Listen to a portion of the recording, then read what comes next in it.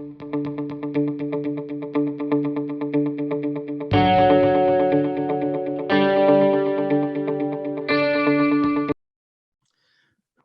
good morning from California. My name is Jeremy Martin, Vice President for Energy and Sustainability at the Institute of the Americas. And welcome to our webinar this morning or this afternoon, depending upon where you're joining us from. Colombia elects Gustavo Petro, rapid response briefing on economy, energy, and international relations. And we're pleased to have been able to pull this virtual panel together so quickly this week, featuring our non-resident fellow and Cali, Colombia native, Roger Tissot, as well as our friend and colleague, John Padilla, who's Managing Director at IPD Latin America and has lived for many years and run IPD shop out of Colombia for several years there. I don't think I need to set the stage too much with information about the background. Last Sunday, Gustavo Petro claimed a significant victory in the second round presidential voting in Colombia. It's the reason why we're all here today. I wanted to quickly just reset on one level where we are in terms of the outcome of the election. We are going to talk about the issues around the political recap, the economy and energy, and some of the implications for economy and the energy sector, as well as international relations. But a quick recap, and on the screen here is from one of the papers in Colombia. Just to reiterate, both in terms of figures and geography, the election last Sunday and the Petro win last Sunday, and it really shows you just exactly where and how successful the Petro campaign was in terms of garnering votes. And we can debate a little bit this question of the mandate. In fact, we will debate a little bit this question of the mandate. We'll probably start with that topic in our discussion today. But again, if you look at sort of even the null vote, which a lot of people were thinking about and talking about, still doesn't change the outcome of the election, even if all of those went in favor of the candidate Hernandez. You see what Roger, John, and I have talked about is sort of a U. And I think if you laid over top of this the referendum vote of several years ago, you would see similar results in terms of red and blue, in terms of yes and no in the results of the referendum. So that's something also to keep in mind.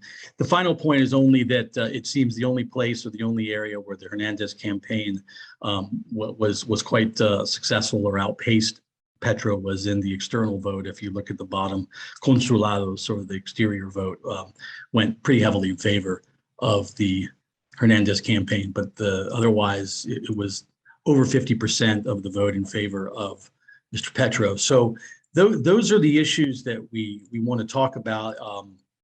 And I do want to recap a little bit of exactly we've seen so many headlines, and we want to talk a little bit about some of those headlines. This idea is Petro the leader of Latin America's new political cohort, or is he going to be part of this new political cohort that's sweeping across the region in the last year or two, or even with the election in Brazil coming up?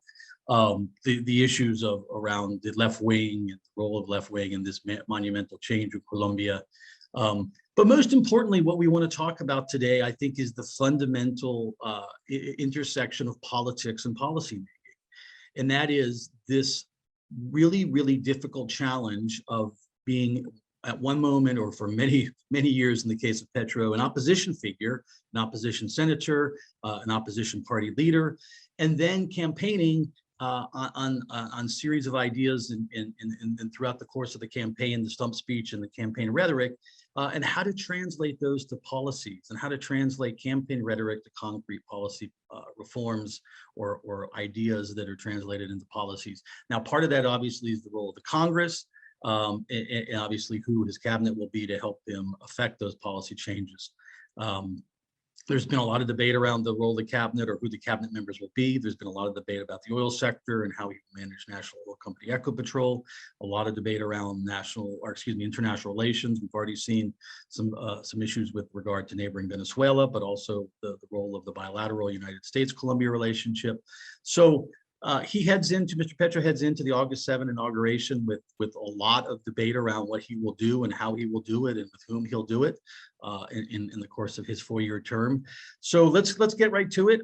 The political recap, I said, is one of the issues we want to do and talk about: economy and energy and international relations. But let's jump in and well, let me remind everyone also. I think by now everyone knows the functionality of the Zoom webinar. Don't wait. Go ahead and put your questions. I think the idea here is we want to have as much of a dynamic discussion as possible as we move through these topics and issues. So as you hear, or even if you want to just jump right in and pose a question, I'll try and weave those into our discussion here. So you don't have to wait. There won't be a necessarily a moment when you need to submit for Q&A. So jump in whenever you feel the desire to do so. But let's start with the political recap. And I think, does Petro have a mandate is certainly something I want to ask Roger and John about. Can he build coalitions? I mean, that's one of the other things we've seen a lot in the last 3 or 4 days is who's joining his party, who will work with him, what coalition building is happening. And then also, can he maintain that level of support, that sort of over 50% that he garnered in the vote last Sunday? So Roger, let me go right to you. Mandate, coalition building, support through the honeymoon and after. What do you see? And thank you for joining us again. Thank you, Jeremy, and welcome. And thank you very much for the invitation. And very broad question. I think if you look at the map that you just show and compare to the result of the previous election when Petro was running against Duque, you can see a significant change in the formation of the U. Before in 2018, Petro was strong in the Pacific area and the Amazons, and obviously in Bogota. Right now, he has also included the coastal area. I agree with you, and that came from Petro analysis directly. He thinks his vote is a vote on the referendum, a yes.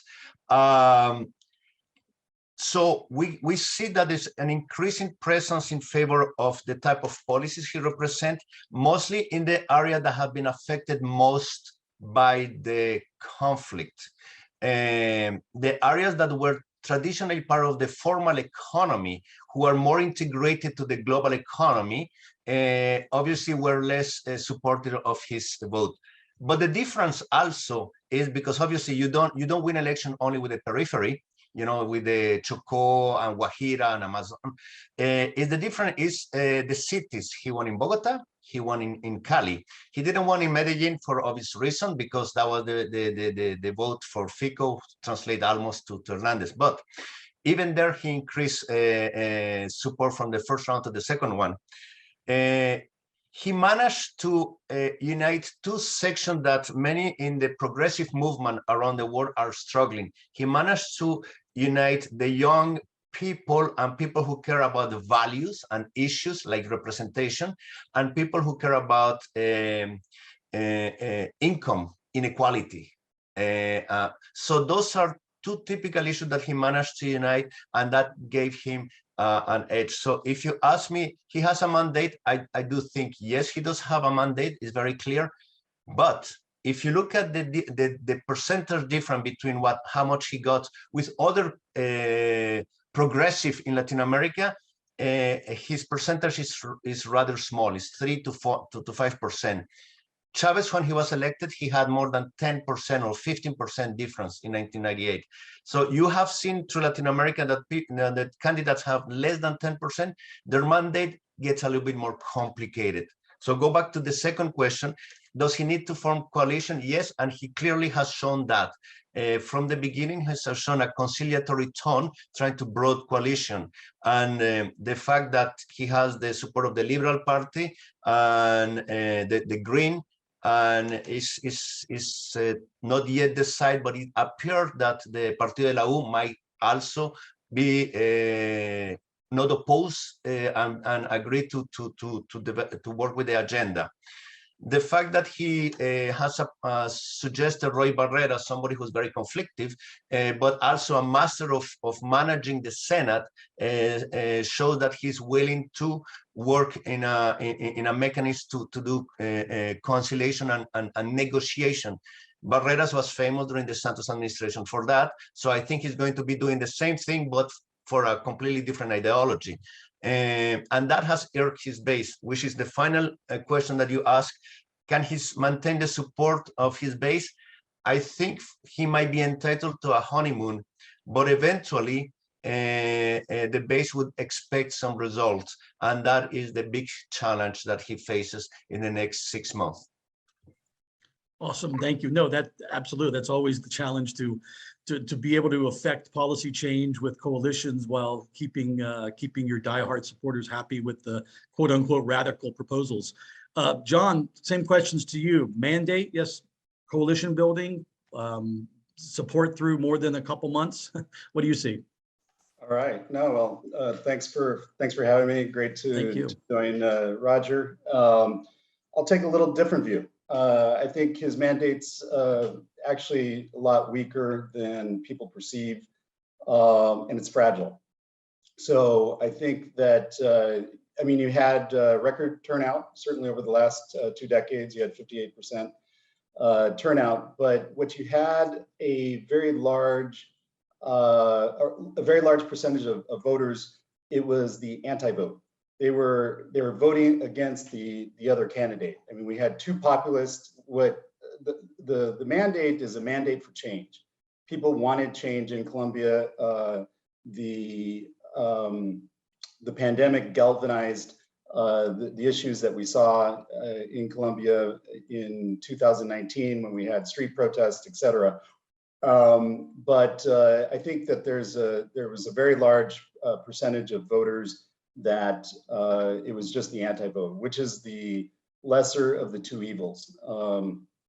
And that is going to make for a very short kind of string for the Petro administration to really get out in front of this. I mean, it's normal that you see this kind of speculation in terms of cabinet members, and there's a lot of rumors going on right now.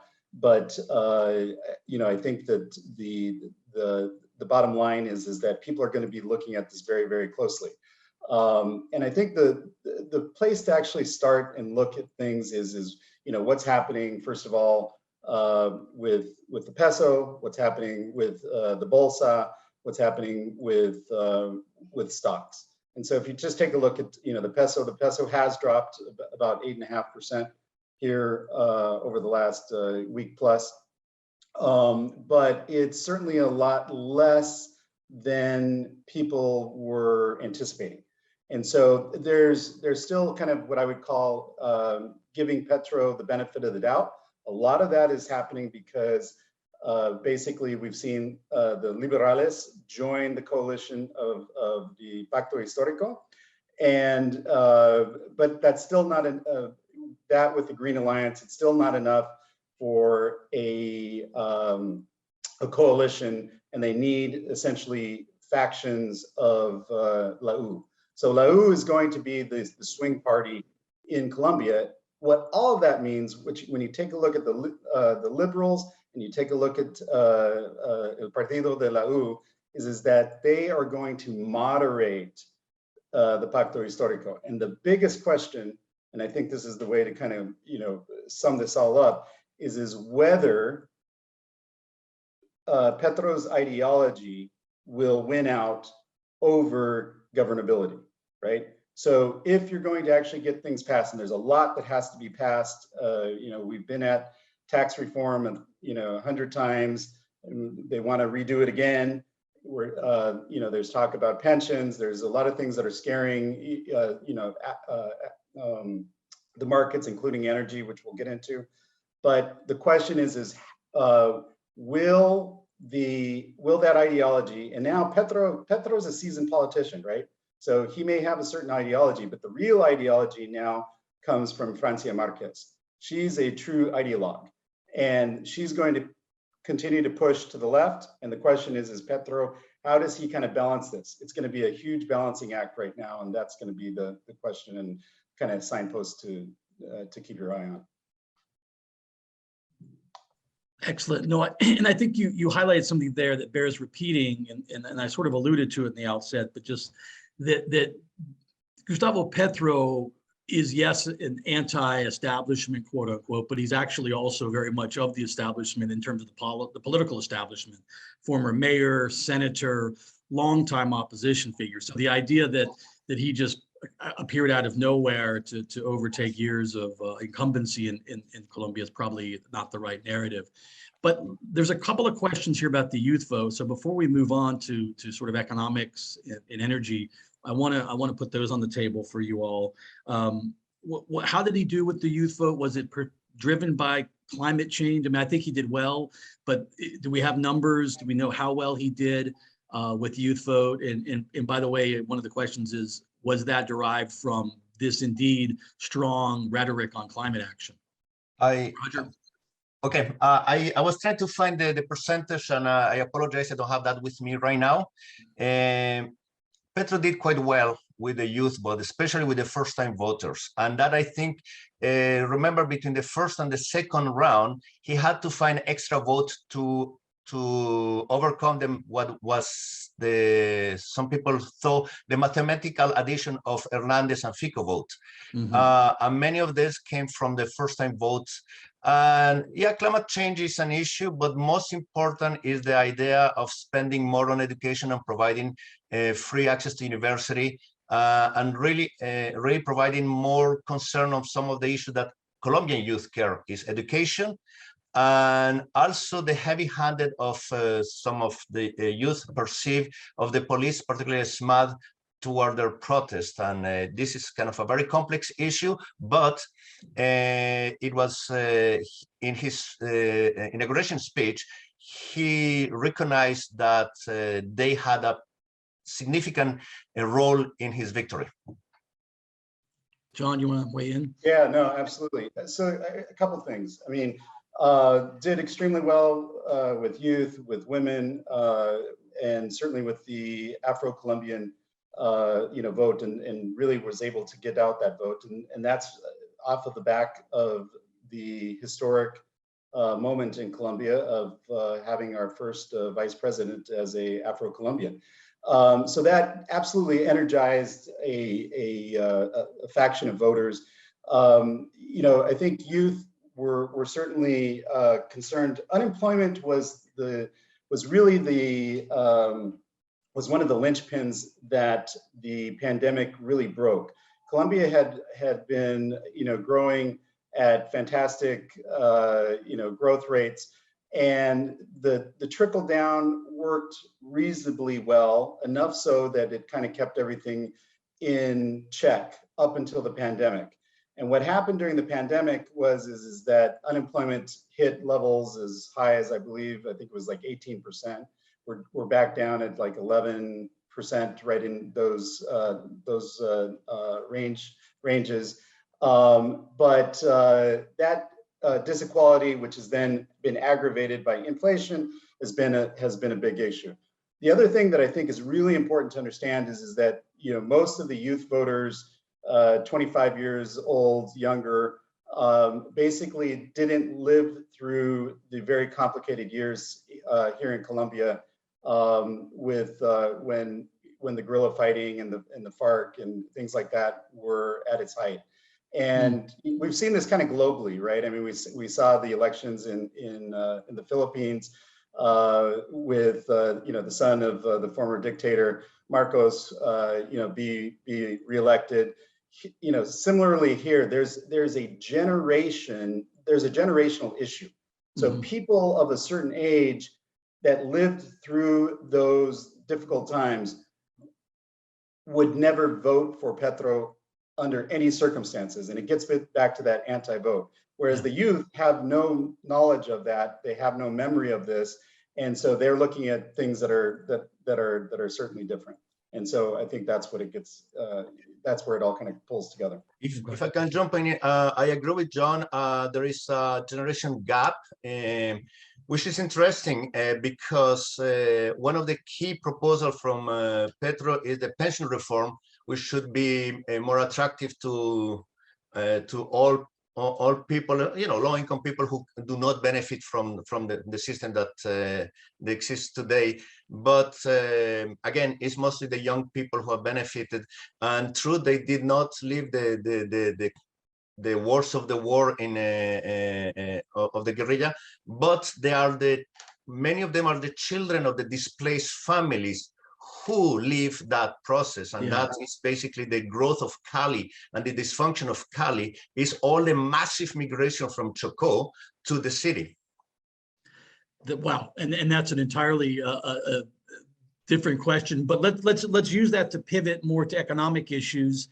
There's already been a question about inflation and peso, going back to something you mentioned, John, at your outset. But let's pivot to this sort of second group of themes we want to talk about. We bundled them here for our panel today under economy and energy. So this will probably be where we spend most of our time this morning. But let's sort of, again, like we did a political recap, let's recap what the key issues are in terms of economic policy, in terms of energy. We've heard a lot about the oil sector. Those have been very strong pronouncements. No more licenses, obviously climate change and climate action. But I think we've heard maybe less about the derivation of that in terms of energy transition strategies and plans. And then another thing you've already alluded to, John, but let's get into it, is capital flight. I mean, are some of these more draconian leaning policies, particularly with no new oil licenses and these kinds of things, going to directly affect capital, and either halt it, freeze it, or have it go somewhere else? So let's start with you, John, and take any one of those or all of those and spend a couple of minutes recapping, and then we can get into them individually. Yeah, okay. So I think, as I mentioned, the peso is certainly dropped. We projected that it would be, above 4,000. I think that the future drops in the peso will be absolutely driven off of policies and the coalition that's formed. But for now, I think it's hard to see that the peso is going to probably drop that much more. I think we've kind of we've hit a plateau, perhaps. I don't know if that's the right word, but I think we are where we are right now. The Bolsa took a hit. The Bolsa has dropped about 18%. But when you take a look at global markets, it's not. It's on the far end of the range. But when you take a look at like Ecopetrol, you take a look at some of the oil and gas juniors, Frontera, Gran Tierra, these guys, Perex, they've actually weathered the storm pretty well, much better than oil and gas peers, globally. When you take a look at some of the benchmark, guys, ExxonMobil, Total, et cetera, the Canadian juniors have only dropped kind of 5 to 8% thereabouts. So not necessarily a clear, coalition or derivative of what's kind of happening specifically in Colombia. Capital flight is an issue, and it's basically an issue because you have such wealth disparity in the country. I mean, it's second in the region only to Brazil, and it's certainly very high globally. Top 5, top 10. And so you will see a number of individuals and, family funds, et cetera, pulling out money just because, they're absolutely of that, view that, Petro is going to, turn Colombia into Venezuela, right? And so that fear is the one that kind of is the overhanging kind of dynamic that is driving a lot of decision making, regardless of how rational or irrational that is right now. So, but the things that are scaring the market are the comments that were made in terms of no new E&P contracts, no open pit mining. Well, if you get rid of open pit mining, it's the vast majority. It's well over 80% of all legal mining activity in Colombia. And mining activity represents 25% of exports as one benchmark, and oil and gas represents another roughly 25% of exports. The complicating dynamic on the oil and gas side is that the Llanos requires continual investment. And if you're not, if you're not actively investing, you're going to see a reduction in production. The last two price cycles that we saw that were downward, Colombia oil and gas is very, very price sensitive because of in particular, the transport cost to extract or to take it to market are very high. Similar, and you saw roughly about 150,000 barrel per day drop in production during both of those cycles, and it was because CapEx went down. CapEx could go down again this time if you start kind of messing with that dynamic. 2020, you saw that the Canadian juniors, shut off the CapEx valve. 2021, prices came, back up, and but they were very cautious. They were trying to recuperate money. You take a look at a company like Gran Tierra, and they were repaying dividends extensively, and paying down actually what they're really doing is they're paying down their loan that they had. They had a revolver, which they've now paid off. All these companies increased their CapEx, and the question now, and one of the benchmarks to take a look at is with the second quarter results of these companies, will you start to see whether they adjust downward their CapEx? That will be a lead indicator that we'll want to be taking a look at both in the second quarter and the third quarter, particularly as the administration comes into power. And I guess the last thing to just kind of wrap up on energy transition, listen, energy transition has a very, very broad mandate in Colombia: left, right, center, upside down, inside out. So the only question there is will you have a sufficiently robust economic environment to attract capital and basically sanctity of law, et cetera, to undertake different activities? Because one of the big issues that's on the table in Colombia, has been an issue, is no expropriation of lands. And there was a law that was passed, and it's precisely why you don't have eminent domain laws in Colombia.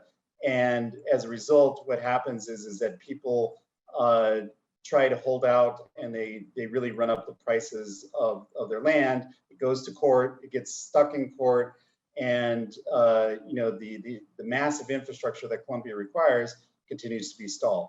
And so if he's not going to touch land right issues, which is very sensitive, you're going to have another big problem. So if you want to start doing a lot more renewables, you want to start doing a lot more kind of energy transition work, you're going to end up hitting a lot of vested interests, and that's where you're going to need a big coalition to actually get some things done. Otherwise, you're just dead in the water. And I think that's going to be some of the pivot points to take a look at. No, excellent. Thank you. And you actually, I want to go to Roger on a couple of things, but you helped me remember to flag a major project we just got done here at the Institute that Roger was hugely involved with on energy transition and workforce readiness in Latin America. And to your point, John, Colombia scored, we assessed 8 countries, and I'll share the link in the chat on our workforce readiness barometer and assessment. Colombia scored as one of the more prepared countries.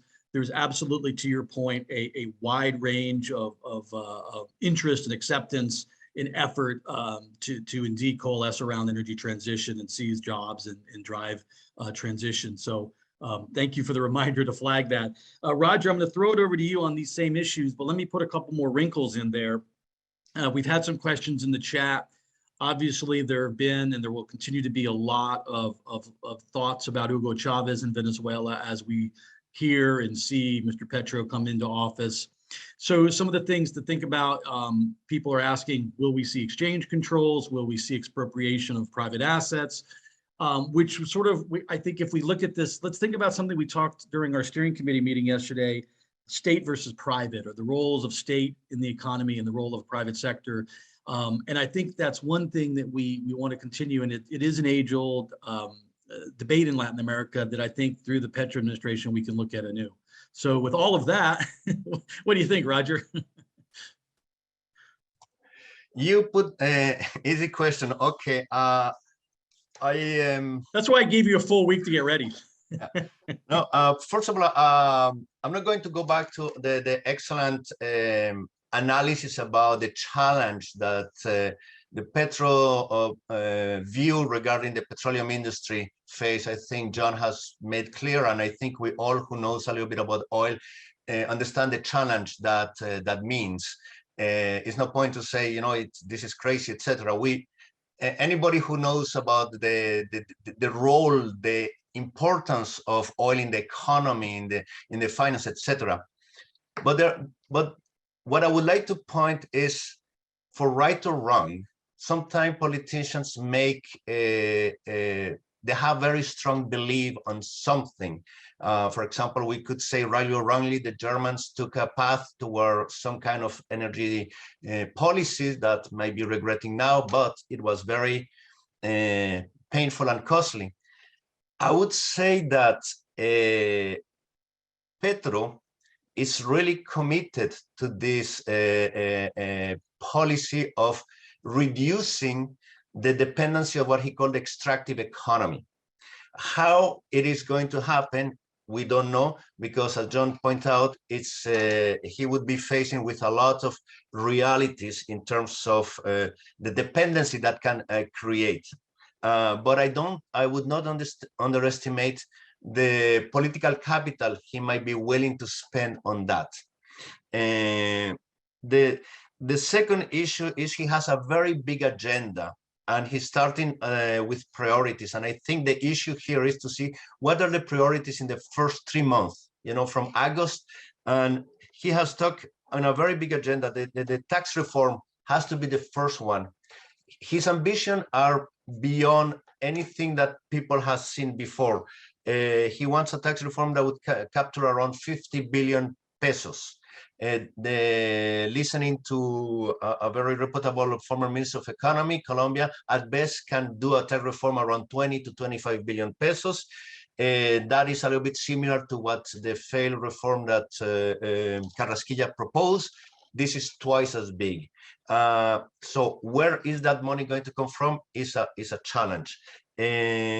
The second one is the pension reform, and that is also something that worries a lot of people.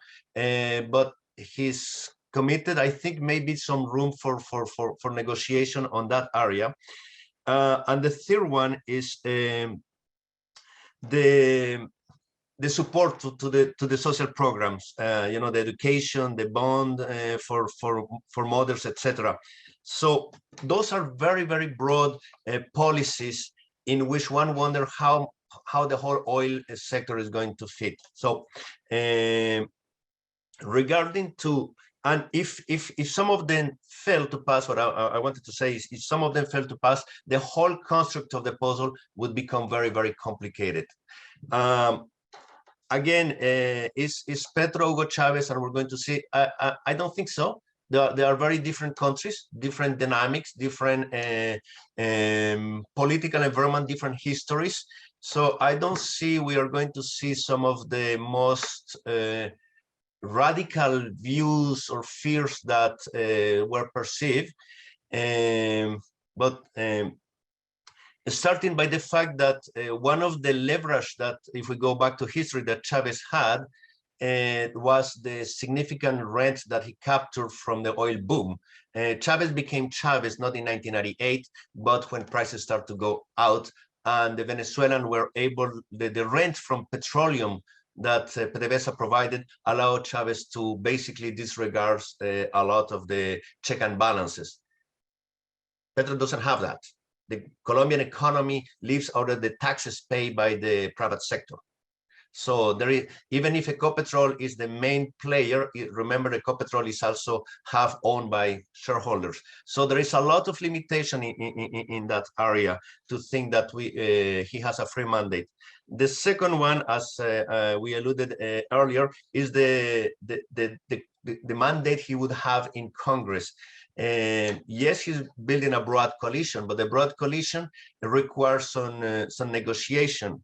And you have, when you do politics, you have two ways to negotiate, or with the power of your ideas, or with the power of the bureaucracy. I don't think at this stage the power of ideas are going to be too persuasive. I think it's more the ability to negotiate what we call la mermelada or la maquinaria, and see who gets what in that process. That would result in some kind of compromises and a little bit more the politics as usual. The state versus the private sector. Petro, it comes from the old school of desarrollistas.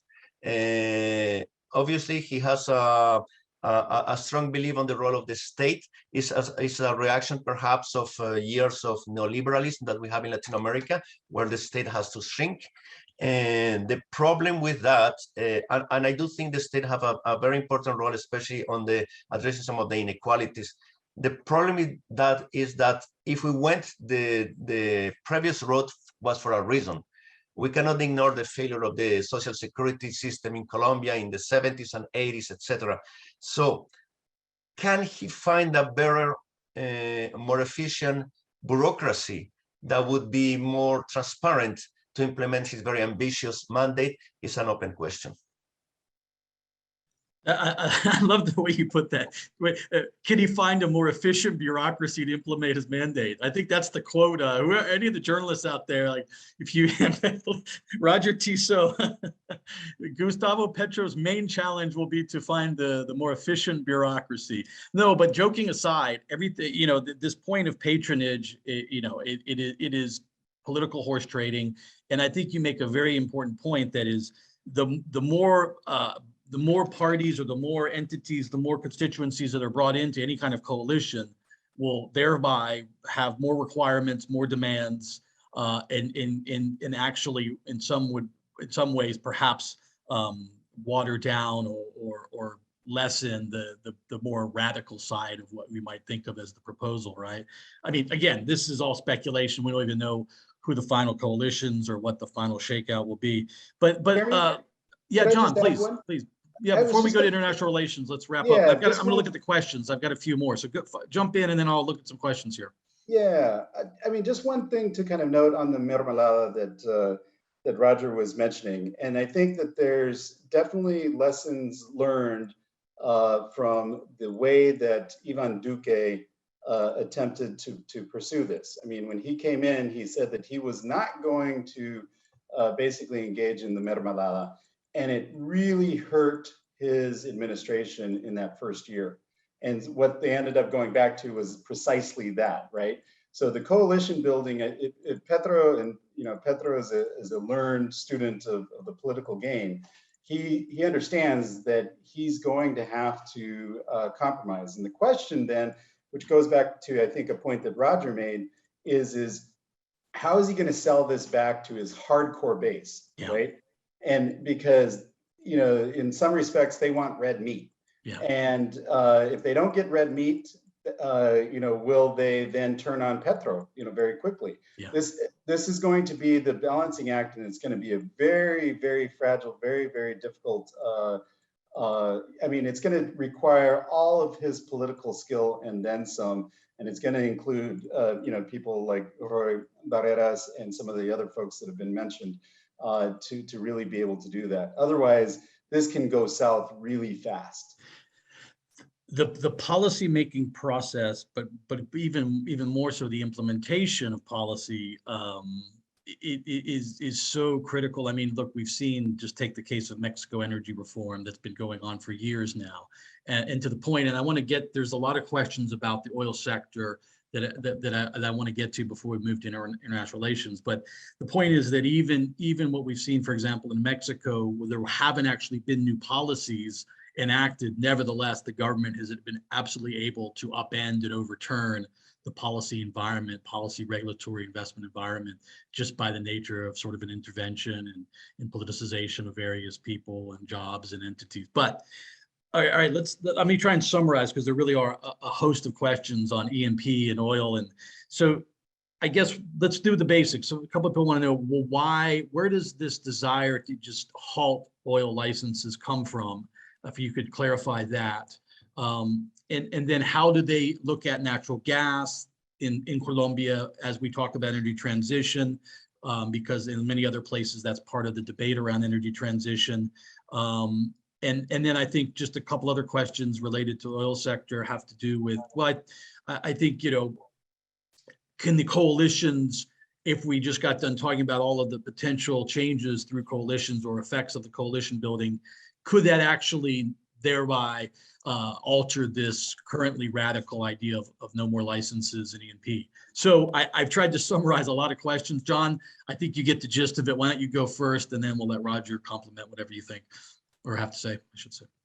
So, I mean, the first thing to understand in Colombia is that the extractive sectors have always had a very long kind of complicated history, right? So in oil and gas, I mean, you've seen over the years, the ELN, bombing pipelines there in Arauca.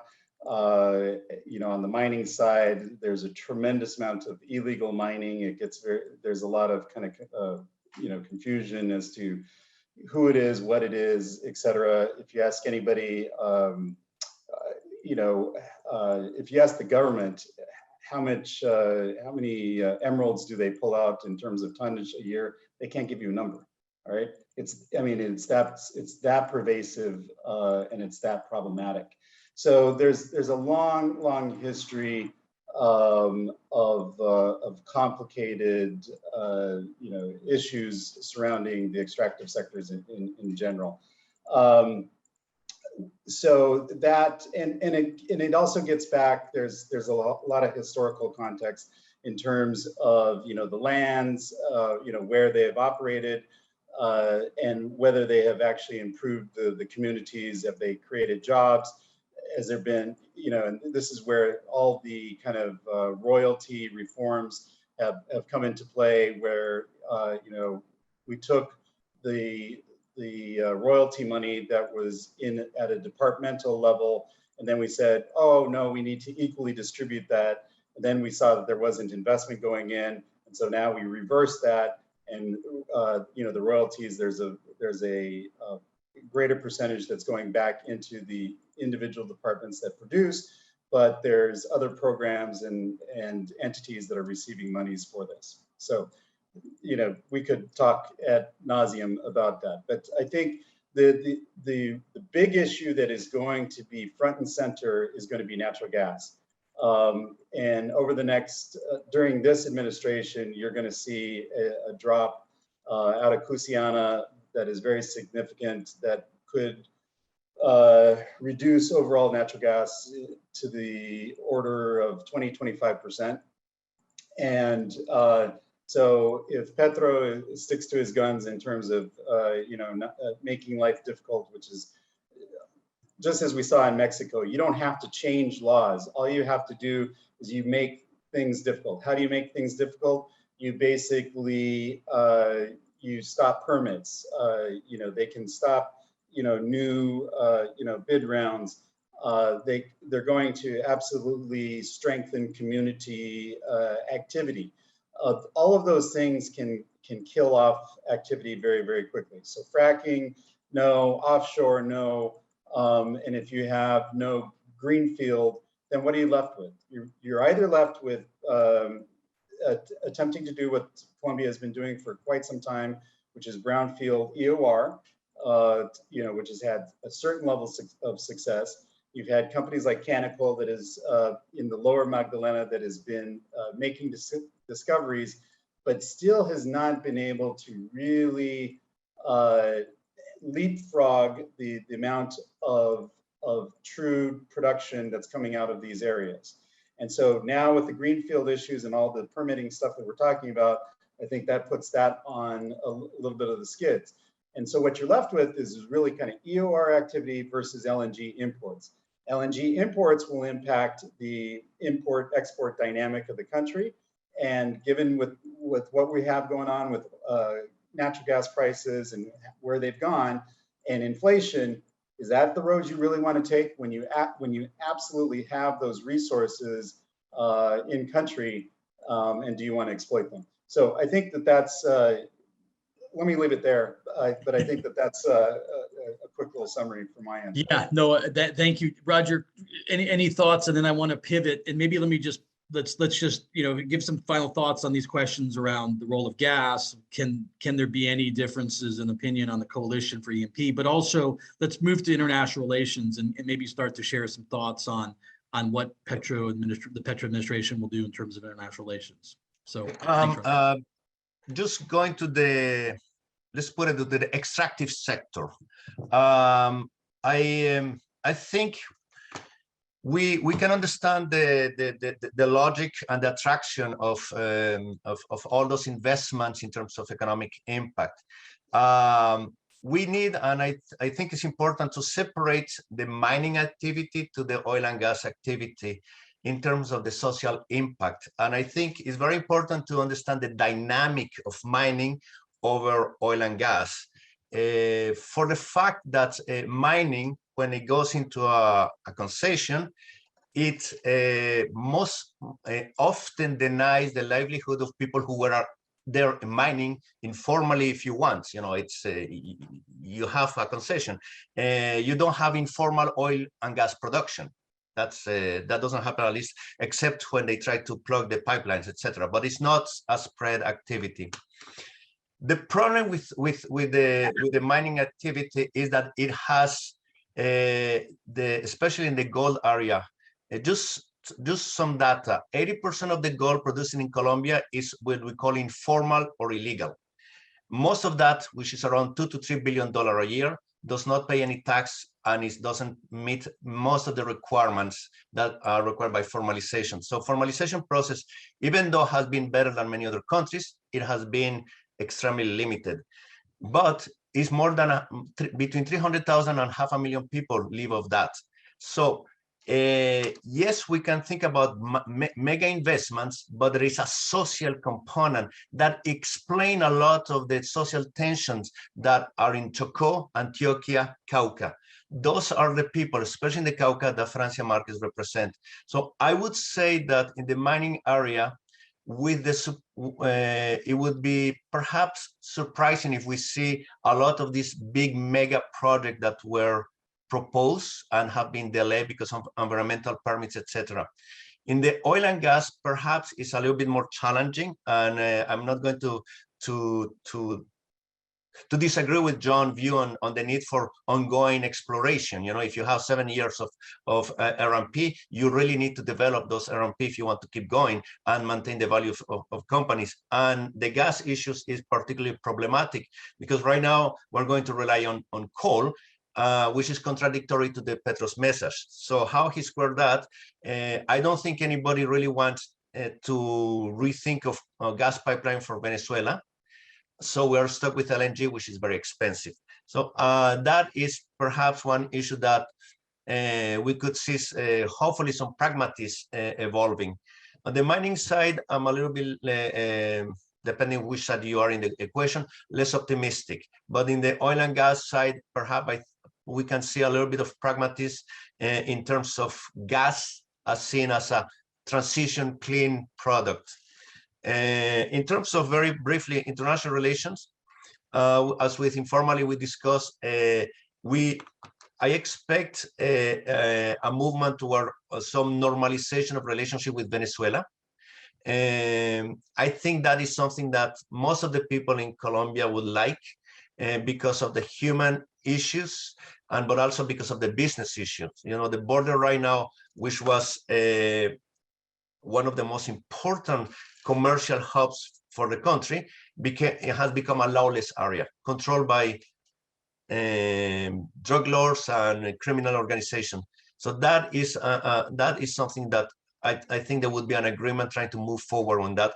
And maybe the timing is appropriate, since the US has really winked very clearly in trying to build a good relationship with Petro. As soon as he was elected, President Biden called him, they had a good conversation. So I think we would see, and hopefully the government takes advantage of that, goodwill that the US is expressing toward the Petro's administration to develop a good relation, trying to build, improve relation with Venezuela, and trying to work on an economic agenda that helps Colombia and does not get into all this nonsense of sanctions and stuff like that. Thank you, Roger. No, the mining is hugely important. Now, and thanks for pivoting to international relations. So you've set up some points with regards to the United States and obviously Venezuela. So John, let's drill down a little bit more. Take some of what Roger said, and I mean my specific question is: shouldn't there be some natural alignment between the Petro administration and the Biden administration on this climate action question? Yeah, no, absolutely. Let me just throw in two points back on the mining side, and I mean, Okay. and then I will go straight to your question, because so I think what Roger was saying. I mean, there is a lot of nuance between oil and gas and mining, and you could do a whole course on it. But two things that are really important: coal is a huge export out of Colombia. And I think really overlooked by a lot of people. And so as a percentage of GDP, it's actually doubled just over the last, I think 6-12 months. And they're making a ton of money, right? And so you saw Ivan Duque over there when he was in Europe and saying that they could bring in a bunch of coal to Germany. And as we've seen in Europe, they're struggling right now to reduce their energy supplies from Russia, and that's a big issue that's on the table. And are you going to leave that kind of money on the table, right? And then the other one is copper. So copper as an energy transition product that is heavily needed. Well, I mean, Colombia is like number 5 in the world, number 5 to number 7, depends on what you look at in terms of the reserves. Copper goes from Chile up through Peru, and it certainly just doesn't stop in Peru. It goes up into Colombia, and so the question again is whether this kind of these historical problems that you've had with mining will then completely prevent and preclude the country from benefiting in these new areas. And I think that's going to be a big topic that's on the table. So let me leave it there. Switching over to kind of U.S. Colombia relations. Listen, the fact that as Roger alluded to, that the U.S. has reached out to Petro is notable, and I think it's also kind of it put the U.S. on notice. This was its longest standing ally in the region, and now what we see throughout the region is it's all gone left, right? So if Lula wins in Brazil here this fall, the entire region will be majoritively controlled by the left. Maybe Lasso is a notable exception. Yeah. Well, yeah, and we're seeing sadly what's going on here over the last week plus in Ecuador. So I think that the issue is, I think international relations is the one area where Petro could absolutely see some of the biggest changes out of his administration. It's the one area where he doesn't have as much kind of constraint. And as Roger was saying, there's a very wide level of support to normalize relations with Venezuela. You have 1.8 million Venezuelans in the country. It was a decision by Ivan Duque basically to kind of get back into the graces with the U.S. Same thing with the policy on vaccination, et cetera. But it's a major issue, right? And so it's all the same kind of dynamics that you have when you have an immigrant population that comes in, and particularly when you have an economy that is in a complicated dynamic. So they become the fall guy for everything that is gone bad, whether it's true or not. And drug policy is another one that, after decades of all of this, spraying and money and military support, where has it left Colombia? And I think this is a broader theme. And so Petro is a person that is very adamant about changing that dynamic. And now with the support of individuals like López Obrador, following the Summit of the Americas, with Fernandez, and if Lula comes into the mix, I think that this dynamic will absolutely start to pivot the relations that you have of the U.S. with the region. And I think, one of the ways that Petro may be looking to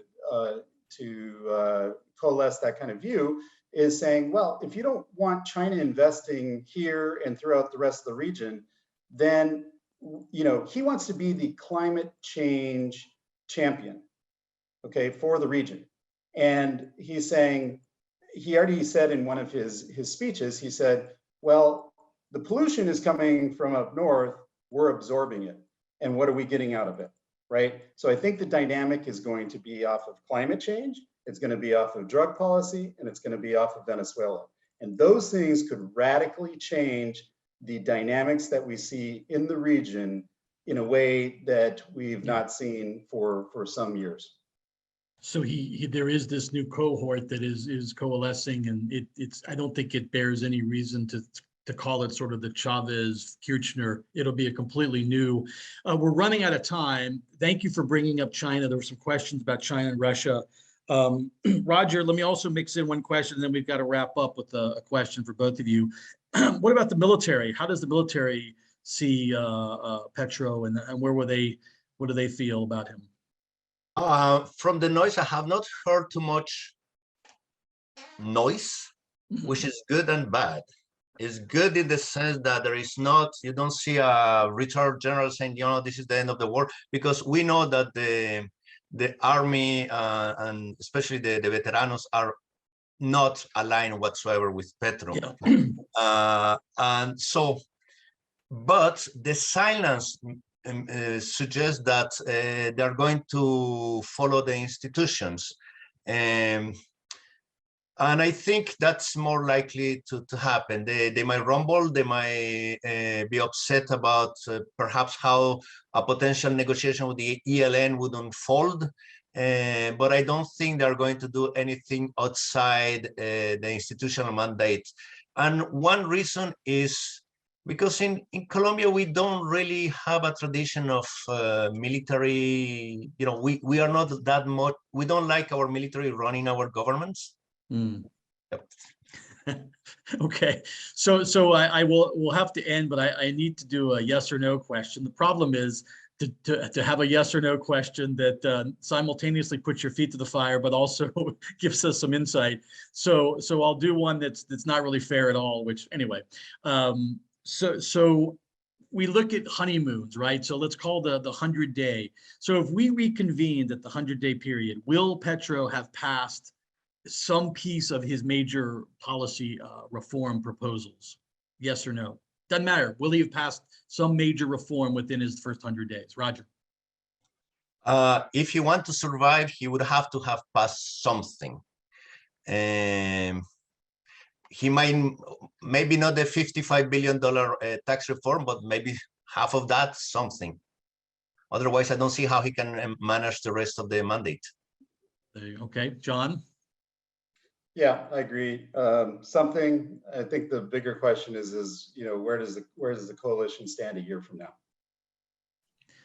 Well, that begs us to do another one of these in a year, but we can continue this conversation at the La Jolla conference, September 28th and 29th. Not only can we will, because we'll be right weeks before the election in Brazil. So I think this question of the intersection of politics and energy is only getting more pronounced with this election and others. It's always important, but this will make it all the more important. So I want to again thank John Padilla, Managing Director at IPD Latin America, and my colleague and friend Roger Tissot, non-resident fellow at the Institute of the Americas, and obviously longtime Colombia. Well, as a native, longtime Colombia follower. Yeah, there you go. Thank you all. Thanks everyone for joining us today. This has been a extremely elucidating hour. I really appreciate the last minute the effort to join us on this for John and Roger and then everyone out there. We'll have this recording available, so if any of your friends and colleagues missed it, stay tuned. We'll put it out and hopefully by the end of the day or Monday. Thanks again, everyone. Have a wonderful weekend.